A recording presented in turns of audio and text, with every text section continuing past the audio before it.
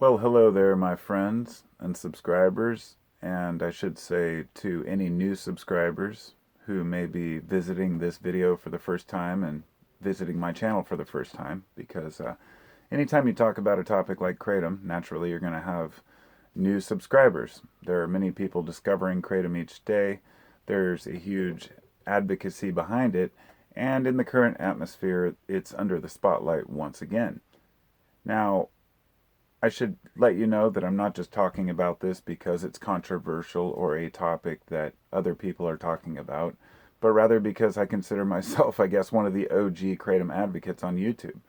Way back in the day, in 2016 when they were trying to ban it, I, you know, I can't believe that we have got to the point where we're at right now, where the FDA is trying to go around public opinion and get around our own constitutional rights and legal system by going to the WHO and asking them to create an international ban on kratom and kratom supplements. And I'm going to go into detail on why this is happening. I'm going to go into detail on what I think can be done about it, if anything. And I'm also going to explain to you where I'm coming from on the benefits and well-known potential risks of kratom as well as any supplement. The FDA, let's back up to 2016. The FDA at that time, the board of directors or the leader or whatever I can't even recall it, what was it, Commissioner Scott Gottlieb at that point. Now, you've probably seen him on various interviews if you watch any media, because for some reason he keeps popping up on my feed on YouTube. But it's interviews with everyone from left wing to right wing to Megyn Kelly, NBC, Fox News. He is basically speaking on behalf of the vaccines. And the irony here is that he worked as the board of directors at Pfizer, okay? Now, not just now, which he still does, I believe, but before he was actually with the FDA, just like 9 out of 10 of the last 9 out of 10 of the last FDA commissioners, and I have a video about this, were all previously on pharmaceutical boards or representatives or parts of companies. And it's called the revolving door. It's a well-known phenomenon. It's not a conspiracy or anything like that. It's just it's a fact that these people go back and forth, and the FDA gets 75% of their funding from the pharmaceutical companies. It wasn't always like this, but it is now. So in 2016, they tried to schedule kratom as an Schedule 1 narcotic, basically. And the public outcry was extreme. This wasn't the first time this has happened, because in the US it may have been a new substance. In Thailand, kratom was used for centuries by farm workers and those who wanted to work long days. And in 1943, they made it illegal. And there were plenty of people with prison sentences for it. They just decriminalized it a few months back. Now, here's the irony, is that right around the same time that Thailand decriminalized it, finally, the U.S. is trying to get around public opinion by going and getting it banned. And I want to say that back in the day, the whole thing was they wanted to say it was an opioid. And I was reluctant to admit that in the past, but after looking at definitions, if you want to get into semantics and terms, fine, it's an opioid. But there's a huge difference between the opioid that is known as mitragynine or the other lesser-known 7-hydroxymitragynine, which are both components within kratom, which mitragynine can be between 1 and 2%, and 7-hydroxy is usually less than 1%. And these are very small amounts in the natural compound, but they have something, they both attach, all opioids attach to the mu opioid receptor, which is why they're classified as opioids. And they call this biased agonism, I believe. It does not activate the beta-arrestin. This is important. Kratom, when taken by itself, does not activate the beta-arrestin, which is the cause of the breathing issues that you have when you take opioids and you have shallow breathing or you die because you don't breathe. Respiratory depression is not something that is common or even known with kratom. And let me back up and also again and say I need to make this disclaimer. Nothing here is intended to diagnose, prevent, or cure any disease. Everything I say should be taken with a grain of salt. Don't follow any of my advice. I don't know anything I'm talking about. I'm not a doctor. YouTube will censor this if I don't say all of that. And this is just my experience with kratom, which I discovered in July of 2009. And I still have the original receipt because I remember when it arrived at my house, how phenomenal it was to help me out of my kind of depression at the moment. Fast forward 3 or 4 years, and I ended up with some really bad back pain, extreme sciatic back pain. And at the time I thought, well, I've heard kratom's good for pain too. I'll just take it for that. But at a point I thought, no, I should probably take something heavier. This is too intense. So I tried prescriptions.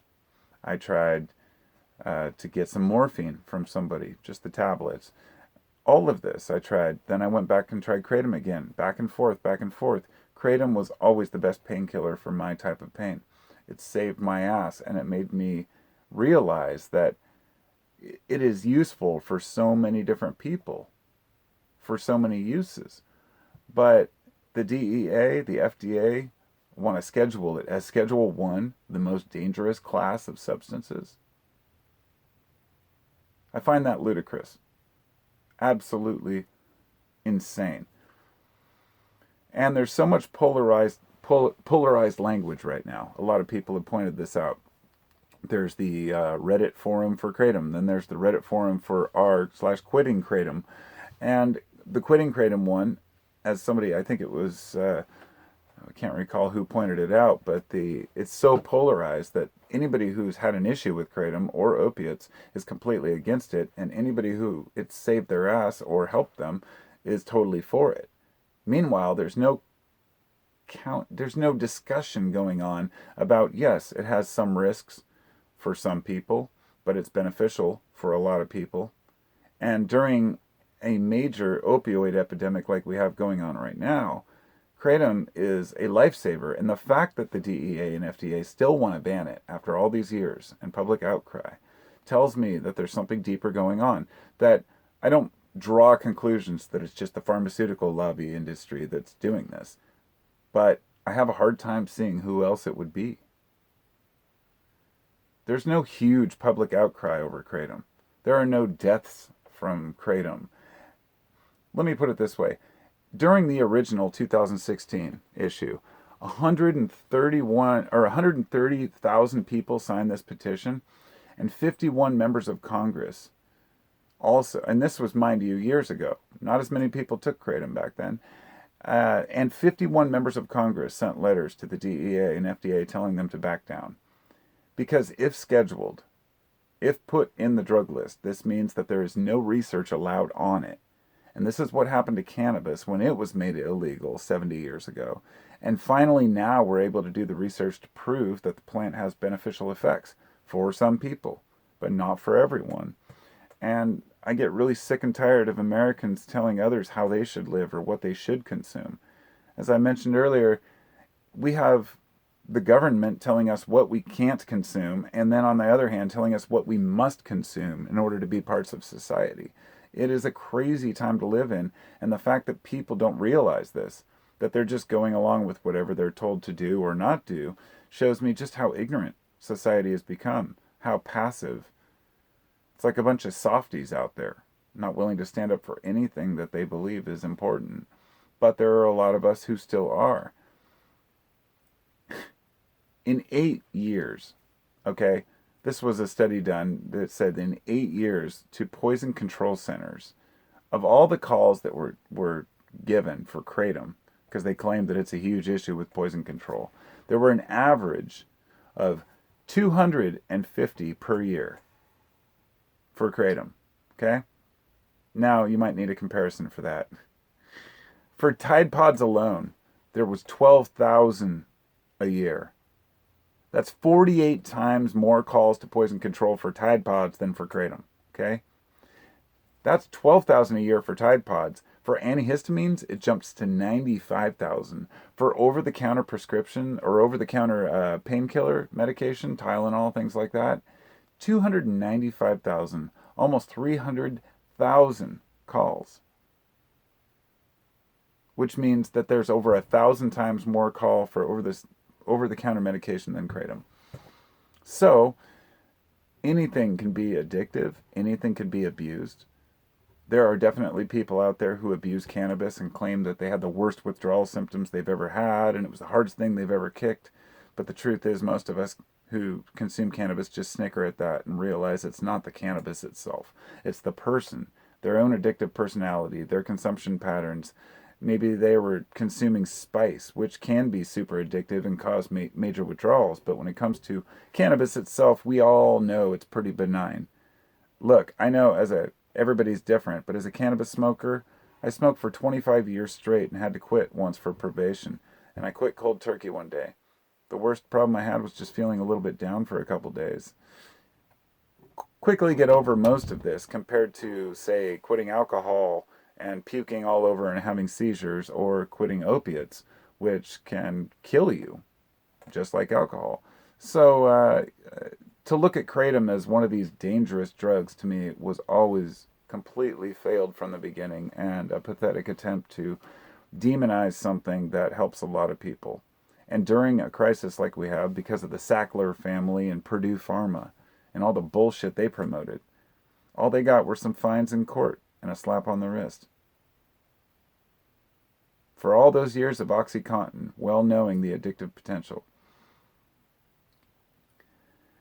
They do have a comment period that ended a while back for people who wanted to comment on the issue with the WHO and the DEA, but I didn't even promote it because it doesn't matter. Fact is, I read all about it, and they don't have to even read the comments or care. I'm glad people do, but it's just like your own senators or Congress people. You send them a generic email format, they never read it. And that's the truth. The reality is that we had 75,000 overdoses last year from opioids. Jumped up from like 50,000, 55 the year before, maybe 60. It's out of hand. It's a problem. And I realize that, yes, people kill themselves because of their own choices. We all know this. But it doesn't mean that everybody deserves to die. And the fact that kratom is even questioned as being a problem or implicit in that, to me, is disgusting. And people should stand up for it, even if they are not a consumer or an advocate for it. They should realize that each person should have a decision to choose what they take for their own ailments. Because you're not in those shoes. And I'll tell you, the minute you have back pain, and you try to go to a doctor, and you say, well, I'm an honest person, I can go in and get some, painkillers when I need. Bullshit. You're going to be treated like a junkie like everybody else is. There's 90-year-olds that are treated like junkies for going in and asking for painkillers. We live in a really fucked up time. The healthcare system was not meant to fix you or give a shit. It's just meant to make money. And I hate to sound that way. It sounds negative, but it's true. Who benefits and who profits from making something like kratom illegal? More than who profits, which we know, who actually benefits from this? Who will benefit when kratom is illegal, if it ever becomes illegal? Will it be the consumers that are protected from it? And if why, if so, if nobody's dying? The Purdue lawsuits over the last year or two were in the high billions. They had to pay out billions of dollars. It meant nothing. They have their companies divvied up years ago into dozens of smaller corporations. They've already paid themselves in cash. They're living luxurious lives. There's no real punishment. If you don't put these people in prison, you're not doing anything. You can fine somebody all day long. If they're still a billionaire, it's not changing a goddamn thing. It's just giving people more incentive to do the same abuse. And it does piss me off. I've said it before, like my niece that died a couple of years ago from an overdose, less than 2 years ago, just got out of jail, got some bad shit with fentanyl in it, I am totally against criminalization because it causes bad products to be on the market. I believe in full legalization of all drugs, but especially to ban kratom. On top of all that, to ban kratom at a time like this is completely irresponsible. And as a way to give you guys an idea who don't know this, and anybody who buys kratom knows this, the DEA and FDA have tried to work around the issue by having what they call import alerts. I had my first order of like 50 kilos of kratom that I ordered from Indonesia seized by the DEA or FDA, and they sent me a letter saying, oh, by the way, we seized it because it wasn't properly labeled. And they're just trying to bust people. They've been doing it to folks out east. And look, if you're claiming that kratom cures everything, then yeah, maybe you're going to be looked at. But to just bust the average person who's just trying to help others out and make a living, it screwed me over big time. And on top of that, I realized how many of the other people have had the same problem and how it's demonized. I can't accept PayPal. They confiscated all of my money for like 6 months, like years back. That's why I can't take payments through PayPal or any of these other methods, because they're scared of allowing kratom because of these 3-letter organizations that claim to tell everybody how they should live their lives. And, the pharmaceutical industry hates competition. If you're not aware, the same thing has happened with cannabis. There's a company called GW Pharmaceuticals based in the UK, and they produced a product about 2 years ago called Epidiolex. It was the first FDA-approved CBD treatment, and it was from a foreign company. Makes you wonder. They basically are taking what all of us stoners have been telling people for decades. This helps people, and the whole government's like, fuck you. You don't know what you're talking about. Fuck you. And then all of a sudden some British company comes over and, hey, mate, hey, by the way, we've got this product that we want you to, wink, wink, to make available to the American public. And all of a sudden, here we go. You're paying hundreds of dollars per dose through your insurance for something that grows in the ground. The same thing is happening with ketamine used for depression, with psilocybin or MDMA or LSD. The same shit we've been saying for fucking decades. Hey, these things help people. Oh, not until we've approved it. And by the way, you have to have a doctor's note and, pay an exorbitant amount to get our pharmaceutical grade product. That's not how it should go at all. There's a lady in, what was her name? Kristen Jacobs in Florida. She was a congresswoman, and she was adamant about getting kratom banned for years. And she tried 5 times to pass legislature. And she said that the reason why she couldn't get it passed and get kratom banned was because as she quoted, the kratom lobby was like Hitler. She compared it to literally Hitler, the way that he coerced people into following them. And my thought was this: if a pharmaceutical industry, they step in and they try to influence a decision from Congress or from a government, they don't have the public standing there with signs going, yeah, I'm with Pfizer.